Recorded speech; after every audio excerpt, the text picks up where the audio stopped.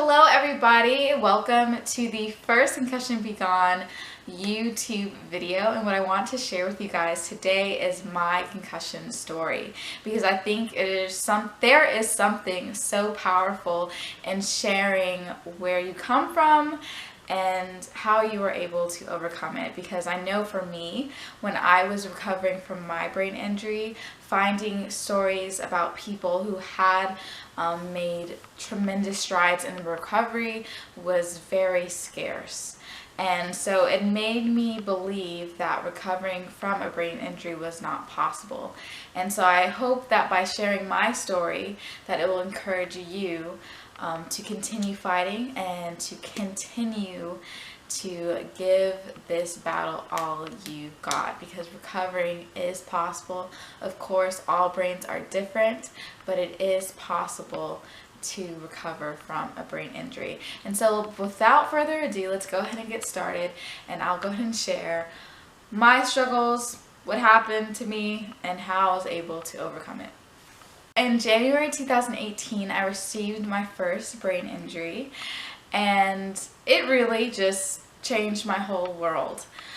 It was during a varsity basketball game. I was the point guard of my team, and we were playing the best team in our region. So we were the underdogs.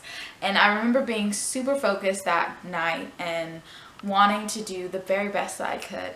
And so I remember in the second quarter, I went for a layup, missed the shot, and came back down, but I was really determined to make a point. And so I remember taking the ball from the girl, as you can see in the video, as you guys are watching, taking the ball from the girl and just slamming my head on the ground.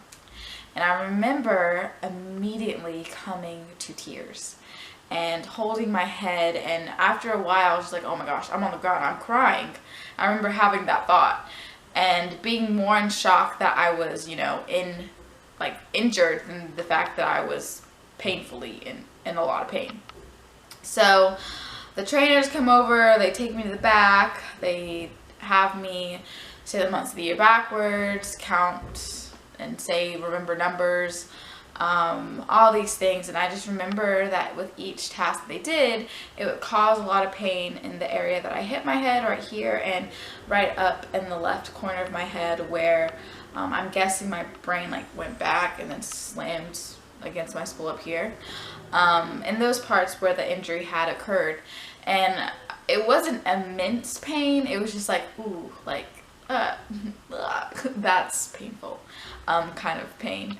And so I went home after this, and I will never forget, the trainer told me, this is a mild concussion, you should be healed in a week, just rest, eat, sleep, you'll be good. So I took these words and I was like, okay, great, this is the best injury I could have ever gotten, because I'll be healed in a week, I'll be back in time for the region tournament, and I'll be able to finish my season. And unfortunately I didn't, and I didn't get to finish out my season.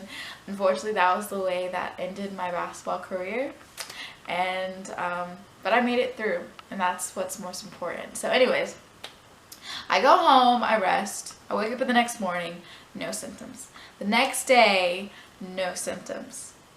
Monday rolls around, and it's Martin Luther King weekend, so I go to practice with my team, and my coach is like, why are you here? And I'm just like, I'm fine, I had a whole weekend without any symptoms, I think I'll be okay. So I didn't get to play in practice fully. They only let me shoot and just, jog. That was it. Felt nothing. I did feel a little bit off, but I was just like, it might just be, the little bit of side effects from, Friday's game.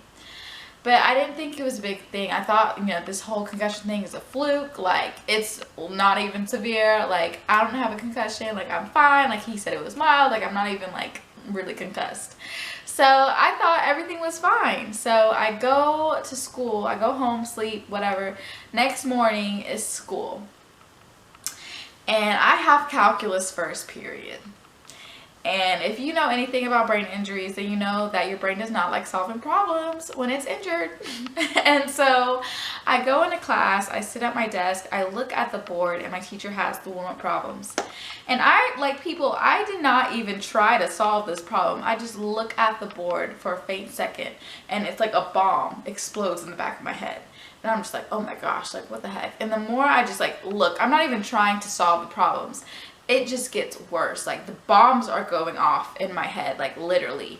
And so immediately I'm like crying because like the pain is so bad. And like I am very tolerant of pain. Like I'm okay with it for the majority of the time, I think. So it was that painful. And so I had to turn my textbook over because I couldn't look at anything. Like it triggered the worst pain. And everyone says, you know, concussion headaches are the thing, but no, like concussion headaches are a completely different category from a regular headache. Like it feels like bombs are exploding and like someone is stabbing you in your head. Like I'm not even joking. I wish I was. And I remember I went home that day, left school early, and you know, I went to the nurse and she told me I needed to go to the doctor as soon as possible. And then at that moment I was like, okay, this is a little bit more complex than I thought it was. This is a little bit more severe than I thought it was as well. So my doctor, you know, he tells me the same thing, Dr. Olufade, he's great. He, you know, tells me it's a mild concussion. I need to rest. You know, my symptoms that I received onset of my injury were, you know, nausea, headaches, fatigue, that feeling of like third person-y, like out in public, like I'm not really there. I had really bad light sensitivity, sound sensitivity. I had a lot of personality changes mentally. I've later on developed, you know, anxiety and those bouts of sadness and depression, and even suicidal thoughts. So it was a lot. It was a lot. Mentally, physically, spiritually, emotionally, everything was so debilitating with the brain injury. So my first month, I saw a lot of improvements. Like that was probably the most improvement I'd ever seen throughout my recovery. But unfortunately, I ruined it. I went to my senior night and it was super loud, bright, everything that the environment I shouldn't have been in. And I remember taking like 5 Advils because like it was like the Advils didn't even help, honestly. The pain was terrible. And that night I remember like it was worse than my first day with it, like that I had experienced symptoms. It was far worse. And so from then on it was like a cycle. I got better, then I got worse, I got better, then I got worse. And it kind of just continued for like 4 months. And so after a while, you know, I had been resting, you know, taking my fish oil pills, everything. I had been doing everything right, I thought. And so I went into survival mode because I knew like if I just rested and just waited that, you know, nothing was going to change. I wasn't going to get better. I was just going to live like this. And so I researched people's success stories. I looked up what they did, what they ate, what they slept on, you know, like literally like everything. I wanted what worked, what didn't work, everything. I also had been put on medications, but you know, that didn't work. So I was really desperate. And so I found this blog post about a man who recovered through this strict 5-day exercise routine. And he had been in a car accident. He had it for 13 months. And so, you know, I was like, my injury, you know, I hopefully can be healed just like he was. And so I did the workout routines and I saw a significant difference. Mentally, I just felt more clear. I had more energy. I felt like a completely different person, very close to my normal self. And that was the first time I had ever felt that way off of medication, without any drugs. So that's what changed for me.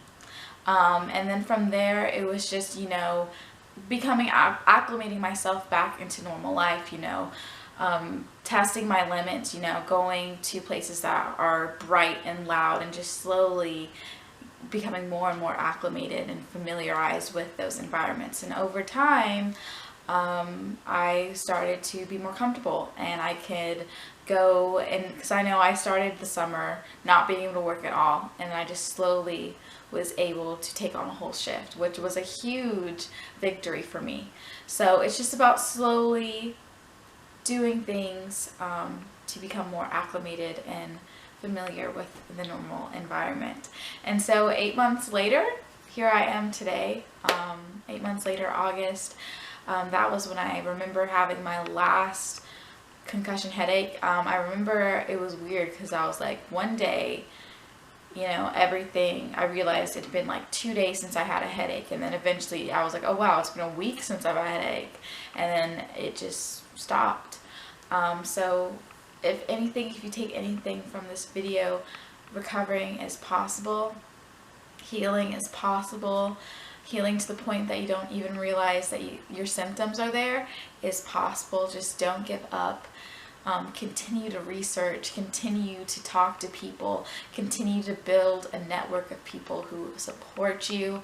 I support you. I'm here for you. If you ever want to talk, if you have any questions about my story, please feel free to DM me on Instagram. You can contact me through the ConcussionBeGone website. Anything that I can do to help you and to encourage you, I would be so happy to do so. So thank you for watching this video. Don't forget to like and subscribe, and happy healing.